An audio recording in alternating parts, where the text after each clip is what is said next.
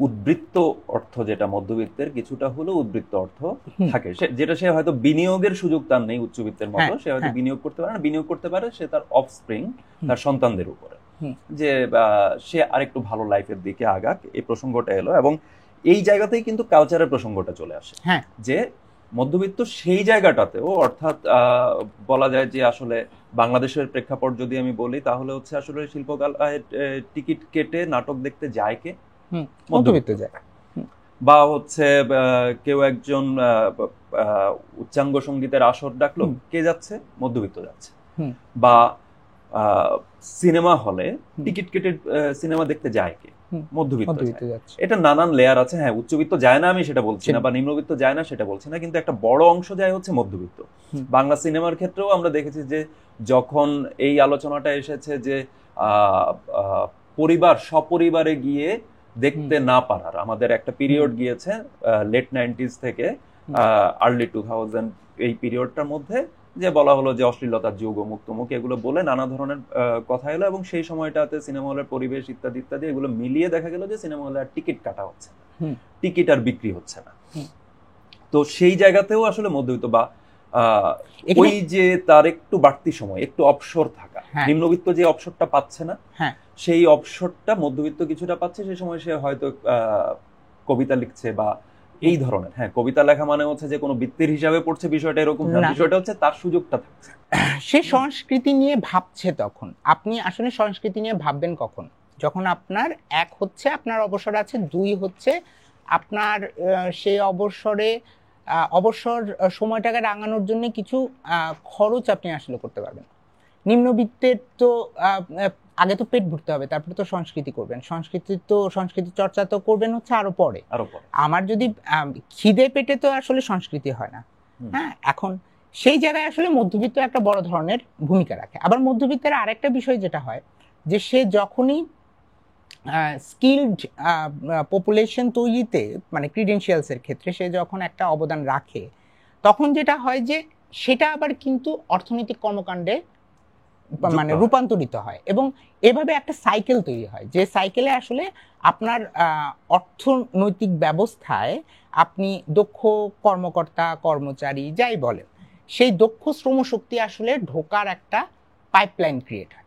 এখন বাংলাদেশের সমস্যাটা কি হয়েছে? বাংলাদেশের সমস্যাটা যেটা হচ্ছে যে আমরা এখনো পর্যন্ত ভেবে নিচ্ছি যে আমাদের এত এত মধ্যবিত্ত আছে। হ্যাঁ, এটা একটা ওয়ে আছে, এটা যে একদম সবাই মানে এটা যে আন্তর্জাতিকভাবে একদম প্রত্যাখ্যান করা কোনো পদ্ধতি, বিষয়টা সেটা না। ইন্টারন্যাশনালি এমন অনেক রিসার্চ হয়েছে যেখানে আসলে আয়ের সীমা ধরার চেয়ে তারা ধরতে চেয়েছেন যে আসলে কারা নিজেদের মধ্যবিত্ত মনে করে। কিন্তু এখানে একটা সমস্যা যেটা হয়েছে, এই ধরনের গবেষণার ক্ষেত্রে দেখা যায় যে যেসব দেশে আয় বৈষম্য খুব বেশি, সেই সব দেশে মধ্যবিত্ত মনে করার বা আমি মধ্যবিত্ত এইটা অনুভব করার হারটা আসলে কম। কারণ আপনি তখন আর নিজেকে মধ্যবিত্ত বলতে পারছেন না, আপনার ভেতর থেকে আসলে একটা বাধা আসছে। কারণ আপনি দেখছেন যে আমি যা ইনকাম করি তা তো সব খরচই হয়ে যায়, আমার মাসের শেষে আবার হয়তো ধারও করতে হয়। এরকম বাস্তবতা আমাদের এই ঢাকা শহর বা ঢাকা শহরের বাইরে এই সারা বাংলাদেশে অনেক মানুষের আছে। এখন যখন আপনি এই ধরনের অভাবে থাকবেন, তখন তো আর আপনি নিজেকে মধ্যবিত্ত মনে করবেন না। যদিও বাংলাদেশে এই পদ্ধতিতে এখনো পর্যন্ত মধ্যবিত্ত আসলে ডিফাইন করা হয় নাই, কারণ আমরা শুধুমাত্র আয় সীমা ধরেই করেছি, এবং সেই আয় সীমার মধ্যে একদম যেটা বলবো যে একদম মিনিমাম কোয়ালিফিকেশন ধরে করা। তো মিনিমাম কোয়ালিফিকেশনে তো অনেক কিছুই আপনার অঙ্ক অনেক বড় দেখাবে, আপনার মনে হবে যে এত এত মানুষ মধ্যবিত্ত, বাহ বেশ ভালো, আমরা সুস্থির আছি, টেকসই আছি। কিন্তু সেটার ভিতরে আমরা কখনো ঢুকছি না, আমরা এই প্রশ্নটা তুলছি না আসলেই কি এত মধ্যবিত্ত আছে। আমরা সেই জায়গাটাতে যেতেই চাচ্ছি না।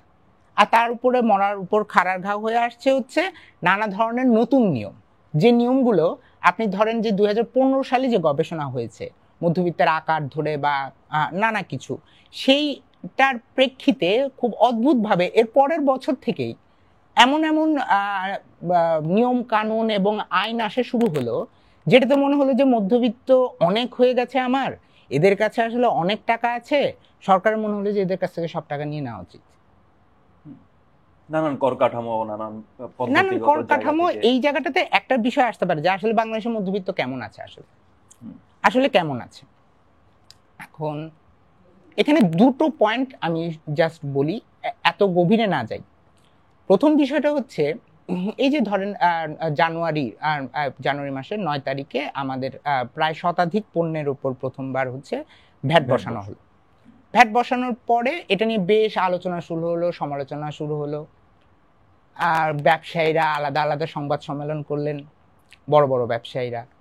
তারা এক পর্যায়ে বললেন যে তাদের সাথে নাকি কোনো আলোচনা করা হয়নি।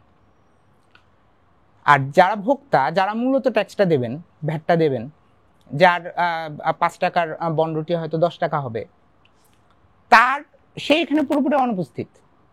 তার কষ্টের কথা বলছেন একটা বিশাল ম্যানুফ্যাকচারিং প্রতিষ্ঠানের সিইও সংবাদ সম্মেলন করে। অথচ আমি কোনো রিক্সাওয়ালার কাছে যাচ্ছি না যে উনি 5 টাকার যে বন রুটিটা ওনার কিনতে এখন 8 টাকা বা 10 টাকা লাগছে, ওনার কতটা কষ্ট হচ্ছে আসলে। আপনি রিক্সাওয়ালা, নিম্নবিত্ত, আপনি বাদ দেন, আপনি কি মধ্যবিত্তের কাছে যাচ্ছেন যে মিষ্টির দোকানে গিয়ে বেশি দামে মিষ্টি কিনছে, যে তার উপরে চাপ কতটা হচ্ছে। সরকার বলে দিলেন যে তাদের টাকা দরকার, তার টাকাটা বের করে নিয়ে আসতে হবে। টাকাটা বের করার জন্য তারা সাধারণ মানুষের উপরে গেলেন, এবং আপনি যদি মোবাইলের কর বা অন্যান্য যেসব পণ্যের উপরে আসলে শুল্ক বসেছে সেটা দেখলে মোটামুটি আপনি বুঝে যাবেন যে এটা আসলে উচ্চবিত্তকে টার্গেট করে এই ভ্যাট বসানো হয় নাই। যদিও বাংলাদেশে ভ্যাট সিস্টেমে সবাই একই ভ্যাট দেন, উচ্চবিত্ত থেকে নিম্নবিত্ত, কিন্তু আসলে ওই প্রোডাক্টগুলো তে যদি ব্যয় বাড়ে তাতে আসলে বুকে ব্যথা হবে শুধুমাত্র বিত্তের হিসেবে মধ্যম বা নিম্নের। এখন তাদের সাথে কি সরকার থেকে কোনো ধরনের মানে তাদের চাপটা আসলে বোঝার চেষ্টা হয়েছে? হ্যাঁ, আমাদের সরকারে যারা উচ্চপদস্থরা আছেন তারা বলছেন যে হ্যাঁ খুব চাপ হয়ে যাচ্ছে, আসলেই খুব চাপ হয়ে যাচ্ছে, বাজারের অবস্থা খুব খারাপ, কিন্তু তাও বাবা তবু একটু দাও। হ্যাঁ, তাও বাবা তবু একটু দাও। তা আমি একজন যদি মধ্যবিত্ত হয়ে থাকি, আপনি আমার কাছ থেকে বেশি ভ্যাট নেওয়ার, বেশি কর নেওয়ার একটা নিয়ম আমার ঘাড়ের উপর চাপিয়ে দিলেন। আমার বক্তব্য নেওয়া হলো না। যারা প্রোডাকশনে আছেন, যারা ব্যবসা করছেন, তারা এটার প্রতিবাদ জানালেন। দোকান মালিক সমিতি বলেন, সেটা রেস্তোরাঁ মালিক সমিতি বলেন, তারা প্রতিবাদ জানালেন, কারণ তাদের তো আমার কাছ থেকে টাকাটা নিতে হবে।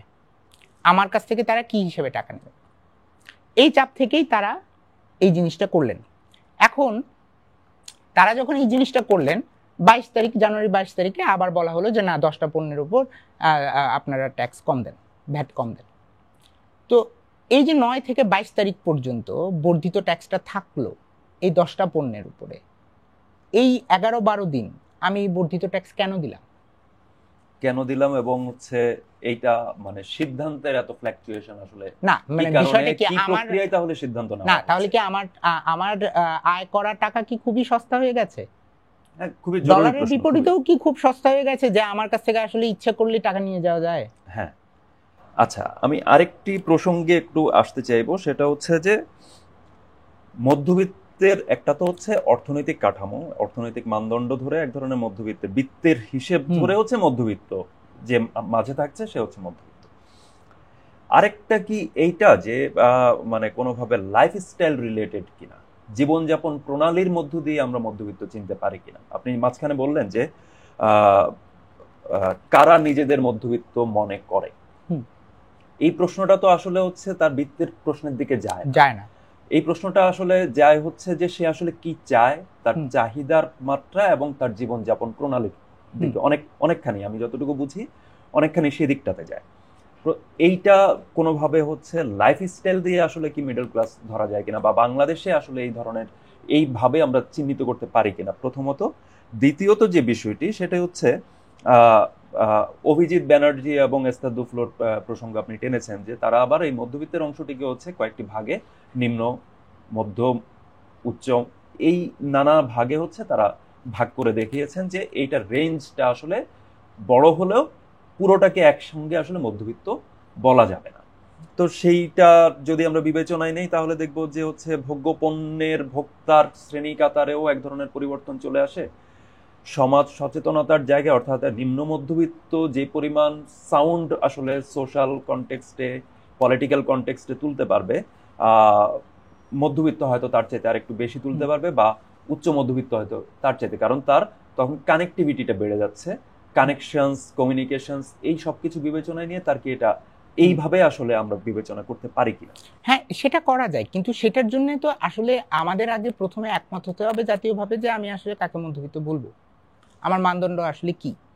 যেমন ধরেন সেটা অর্থনৈতিকভাবে হতে পারে, অর্থনৈতিক পরিমাপক বা আয়ের ভিত্তিতে হতে পারে, কিন্তু আমরা কিন্তু এখনো পর্যন্ত আসলে অন্যের ফর্মুলাতে চলছি, আমাদের নিজেদের কোনো ফর্মুলা নাই।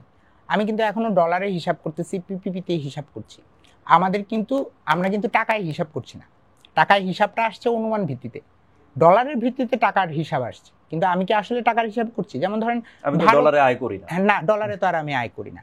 তো ভারত যেটা করছে যে বছরে যদি 3 লাখ থেকে 10 লাখ রুপির মধ্যে কারো আয় হয় তাহলে সে তাকে মধ্যবিত্ত বলছে। এখন আমরা তো সেই ধরনের কোনো সীমা এখনো সরকারিভাবে ঘোষণা করি নাই। এখন সেই বিষয়টাতে আগে আসলে অর্থনৈতিক মানদণ্ডটা ঠিক করতে হবে। ঠিক করার পরে সংস্কৃতি তো আসলে এক ধরনের বিমূর্ত বিষয়, খুব স্বাভাবিকভাবেই সেটার হয়তো মূর্ত অনেক প্রতীক থাকতে পারে, কিন্তু যে লাইফস্টাইল এখন, তাহলে আপনার ওই ধরনের পরিমাপক তৈরি করতে হবে যে আমি আসলে কোন লাইফস্টাইলটাকে মধ্যবিত্তের লাইফস্টাইল বলবো। এখন এটা সরকারিভাবে পরিমাপ করা যায়, কিন্তু এটা জাতীয়ভাবে পরিমাপ করাটা আসলে কিছুটা কঠিন, কারণ এত বিপুল পরিমাণ তথ্য গ্যাদার করাটা কিছু ক্ষেত্রে যারা পরিসংখ্যান নিয়ে কাজ করেন তাদের ক্ষেত্রে একটা বড় দীর্ঘমেয়াদী বিষয়। কিন্তু আমাদের তো আসলে, আমরা যদি বাংলাদেশের ওইসব গবেষণার দিকেও তাকাই, বাংলাদেশে যেসব গবেষণা হয়েছে সেখানে তারা বলছেন যে 1992 থেকে 2010-এর যে ডেটা সেট তাদের কাছে আছে, সেই ডেটা সেটে প্রায় 48% মানুষই আসলে মধ্যবিত্তে যারা আছেন তারা বেসরকারি চাকরিজীবী। এখন বেসরকারি চাকরিজীবী, তাহলে বেসরকারি চাকরিতে কি কোনো ধরনের এক্সট্রা কোনো সুযোগ সুবিধা সরকার দিচ্ছে? এটা আগে বুঝতে হবে যে আসলে সরকার এই জিনিসটাকে আসলে আমলে নিচ্ছে কিনা। এখন আমি যদি কোনো ধরনের সেফটি প্রোটোকল নেই, সেফটি প্রোটোকল নেওয়ার আগে তো আমার বুঝে নিতে হবে যে আমার আসলে মধ্যবিত্ত কয়জন। ওই আগের ডিম আগে না মুরগি আগে, আগের সেই প্রশ্ন চলে আসছে যে আসলে আমার মধ্যবিত্ত কয়জন।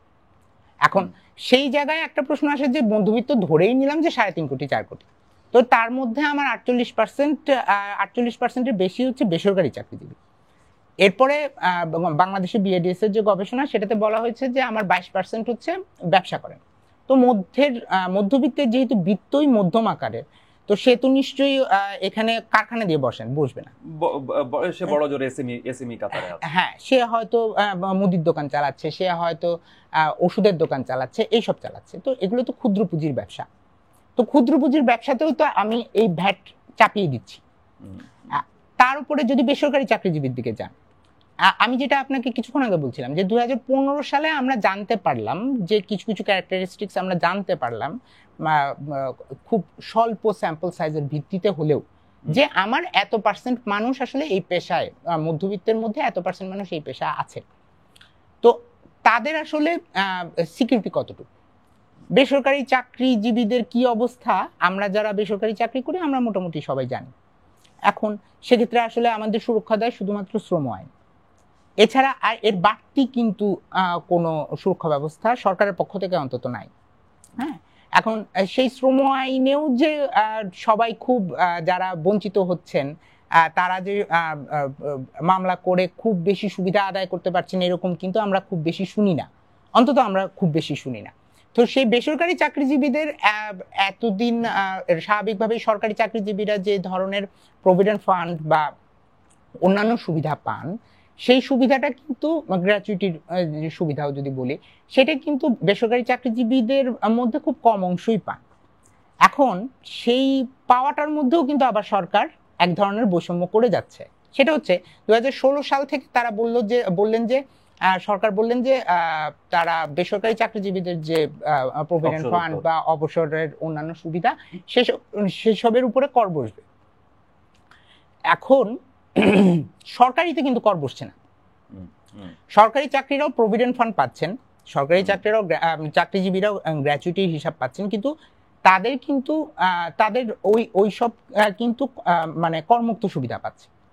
কিন্তু বাংলাদেশের বেসরকারি চাকরিজীবীরা কর দিয়ে যাচ্ছে। আচ্ছা 10%, বাংলাদেশের বেসরকারি চাকরিজীবীরা হয়তো ভাবলেন যে আচ্ছা সরকারি সেক্টরে হয়তো বেতন কম ছিল, আমি তাহলে কর দেই 10%। বাংলাদেশের মধ্যবিত্তের যে সমস্যা সেটা হচ্ছে যে 10 চরেও রা কাটে না, সো সে দেওয়া শুরু করলো। 2023 সালে এসে আপনি বললেন যে না, এখানে 30% কর দিতে হবে। হ্যাঁ, তুমি দিচ্ছ আরো দাও, তোমাকে দিতে হবে, এরকম একটা মানে দেহভঙ্গি। তো সেই জায়গায় যখন এটা নিয়ে খুব সমালোচনা হলো, তখন আবার সেটা 15% নেমে এলো।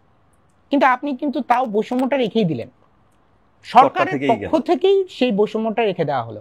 এখন সরকার নিজেই যদি সরকারি এবং বেসরকারি তার মানুষ মানে তার যে জনগোষ্ঠী, সেই জনগোষ্ঠীকে যদি এইভাবে চাকরির প্রকারের ভিত্তিতে ভাগ করে এবং এক ধরনের বৈষম্যমূলক আইন হচ্ছে, সবচেয়ে বড় হচ্ছে বেসরকারি খাতের কর্মসংস্থানের ক্ষেত্রে বেসরকারি খাতে সবচেয়ে বেশি, সেটা যেমন মধ্যবিত্ত বেসরকারি চাকরিজীবীর সংখ্যা বেশি, আবার সরকারি চাকরিজীবীও যদি ধরেন তাহলে সেটা মধ্যবিত্তের মধ্যে যদি লাস্ট যে আমাদের যে রিসার্চ আছে সেটাতে 20%-এর মতো আসে। তো সেই জায়গায় আসলে বিশাল ডিফারেন্স।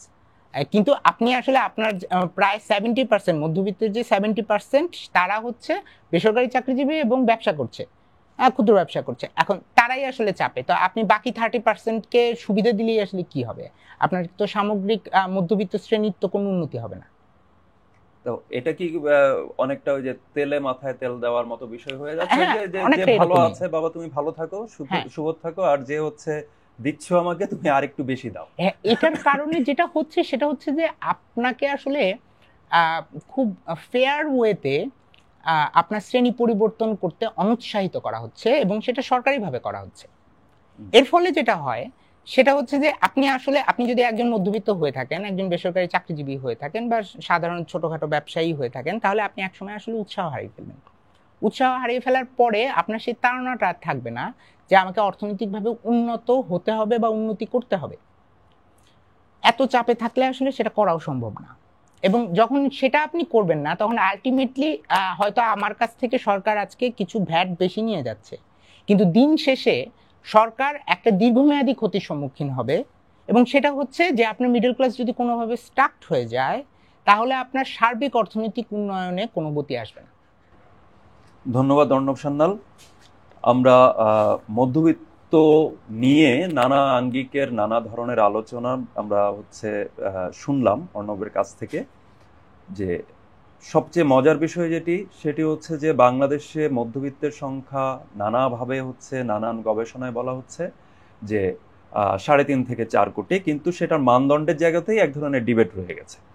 তো মানদণ্ডের জায়গায় ডিবেট থেকে যাওয়ার কারণে যেটা হচ্ছে, আমরা সত্যিকার অর্থে আমি ইহা আকাশ এই মর্মে যদি আমি চিনি তাহলে 3.5 থেকে 4 কোটি মধ্যবিত্ত, এটা আমি মেনে নিতে পারি। কিন্তু আসলে মনে নেওয়া যাবে কিনা যে এই যেই সংজ্ঞায়ন এক ধরনের চাপাচাপি করে, এক ধরনের সংজ্ঞায়ন কোনো জাতীয় সংজ্ঞা স্থির না করে, এবং আয় করছি আমি টাকায়, মাপকাঠি তৈরি করছি আমি ডলারে, ফলে ক্রয় ক্ষমতার বিচার বা যেভাবেই আমি বলি না কেন সেই বিচারে যদি আমি যাই তাহলে এই অভ্যন্তরীণ যেই ব্যবস্থা, অর্থনৈতিক ব্যবস্থা বলি, সমাজ ব্যবস্থা বলি, রাজনৈতিক ব্যবস্থা বলি, সেই ব্যবস্থায় আসলে জবাবদিহি চাওয়ার যেই শ্রেণীটি বা যেই শ্রেণীটি আসলে আলটিমেটলি বিভিন্ন ইস্যুতে তার ভয়েস রেজ করবে সকলের হয়ে, সেই শ্রেণীটিকে আমরা আসলে চিনতে পারছি না বা সেই শ্রেণীটিকে চেনার কোনো চেষ্টাও আসলে করছি না।